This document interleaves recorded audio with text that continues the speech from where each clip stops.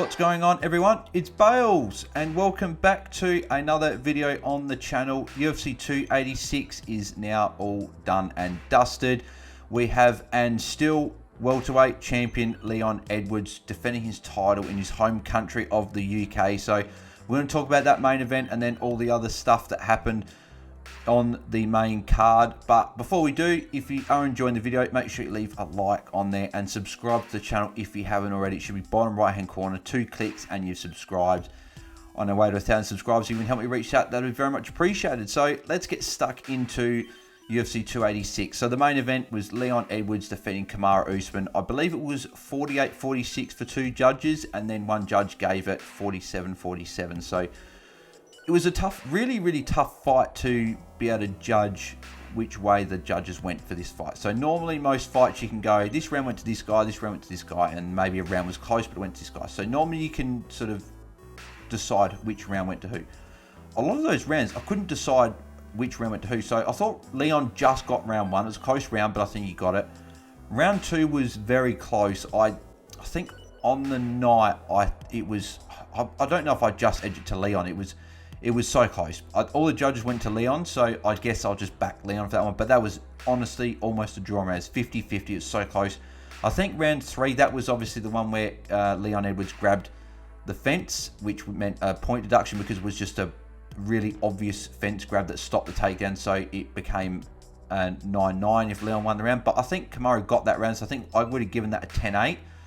Round 4, I gave that to Kamaru. I think Kamaru just got that round. I think he had a little bit of control time in that round. And then round 5, I gave to Leon as well. And that, again, that round was 50-50 as well. So rounds 2 and 5 were very close, but I just gave them to Leon. So in saying that, though, I probably scored at 47-47 if that's the way it happens. But without the fence grab, I think Leon just wins, which is why I don't have a problem with him winning. So yeah, it was a very good main event. I think Leon's takedown defense was very good, grabbing Kamaru's opposite hand to what a lot of people normally do is grabbing the front hand. He was grabbing the other hand of Kamaru, which was stopping the takedowns, which was very impressive by him. A lot of leg kicks from Leon as well, trying to set up that head kick like he did in the second fight where he finished it very late and obviously won. So it was just a very high class main event, and Kamaru will be back. I do see these two could fight again because this fight was so close. Kamaru was winning the majority of the second fight, obviously then got finished, and then the first fight Kamaru won. So it's not like a trilogy where 2 fights clearly went to one guy, one went to the other. It's 2 of the fights were very, like, one went to one guy, but then the other guy finished him, and then this fight was just super close. So I could definitely see him fighting again if Kamaru can get another couple of wins or so. But what's next for Leon with the current and still welterweight champ?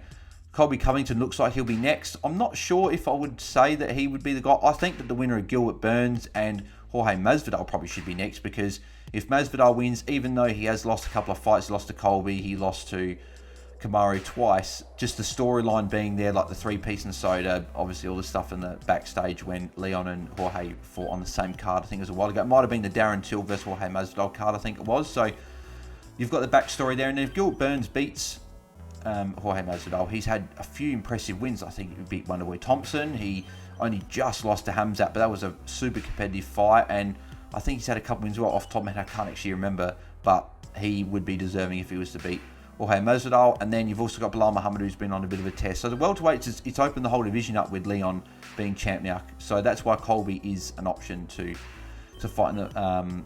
I think what they're saying is International Fight Week is what they're looking at, well, what Colby and that want. So just be interesting to see. But I don't think Leon is too keen on the matchup. But we'll see. We'll see what happens with that. But then Kamaru as well. I don't know exactly who he gets next, but like a Wonder Boy's been thrown at by a few people. That could be a fun fight. So yeah, I think Kamaru is definitely going to get another fight and get back up towards that title. In the co-main event, Justin Gaethje and Rafael Fiziev. Again, it was going to be a banger of a fight, and it delivered. It was such a good fight. Fiziev started very quickly. His movement and his strikes were just a lot quicker than what I anticipated, and Gaethje took his time, and so did Fiziev, but it was a competitive first round. But I think Fiziev got the first round. Second round, I think Gaethje just edged it, and then the third round, I think that was clearly Gaethje. He was able to land a lot of damage, and you saw their faces after the fight. Fiziev was battered all over, whereas Gaethje didn't really look like he had too many scratches. So in terms of damage, it was Gaethje landing a lot more. So I'll definitely go over to Gaethje, and that's a big win for him. I think that the Dustin Poirier rematch is right there for the UFC to make. I think that's the most obvious matchup there, and I think that'd be a very good one as well, because the winner of that would be really worthy of a title shot, and then the loser, that'd be not too great for them. And then Fiziev as well, it'd be interesting to see who he gets. I don't actually know who he could get. Maybe Sakarian, maybe Jalen Turner. I'm not sure. Someone sort of around just outside the top 5 to keep him busy. But yeah, will be interesting to see how they go. Gunnar Nelson beat Brian Barberine as well. Submission towards the end of the first round, so he's just a submission artist. He's fantastic. So it's a good win for him. Could get a top 15 opponent in welterweight now. So yeah, would be interesting to see who he's got next. And Brian Barberine as well. He's just a really fun fighter as well, but I'm not sure exactly what's next for him.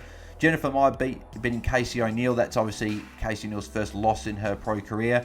And then big win for Jennifer Maia as well. She's had a bit of a, as I said in the preview, win-loss, but good for her to bounce back and get a win here. Puts her sort of back up towards the sort of top 5-ish range, and be interesting to see who she gets next. And then Casey, I'm sure she'll get someone and be back up there. And then Marvin Vettori beating Roman Dolidze. I was a bit disappointed with Roman Dolidze. I was hoping he was going to win because Marvin Vettori's had a few chances at the title, but I think Dolidze was on a good run. He was 12-1, but now he's 12-2. So I don't know who get next, but Marvin Vettori will get someone in that top 5 because he was in the top 5. I think he was 4. So yeah, not sure what they've got next, but we'll find out soon enough anyway.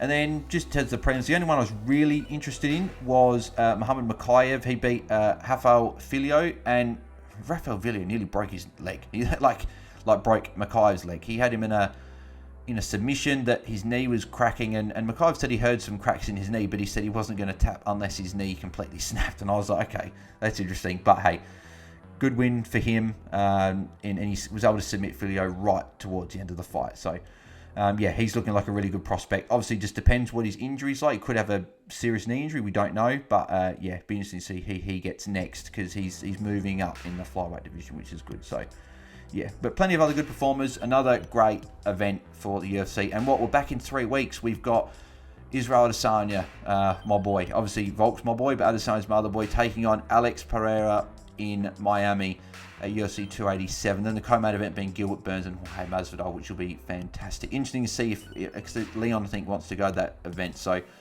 I still think the winner of that fight could get the title shot, but it looks like Colby is next from what Dana's saying. So we'll see. But really looking forward to that event, if Izzy can get revenge, or if Alex can really stamp his authority in the second fight and become the completely undisputed champion. So a few people out there still, and myself included, think that Israel is still the guy that's the best in the division, but it would just be interesting to see if he can beat Pereira, because he has lost to him a few times. So looking forward to that. But yeah, if you enjoyed the video, make sure you leave a like and also subscribe to the channel if you haven't already, as I mentioned before.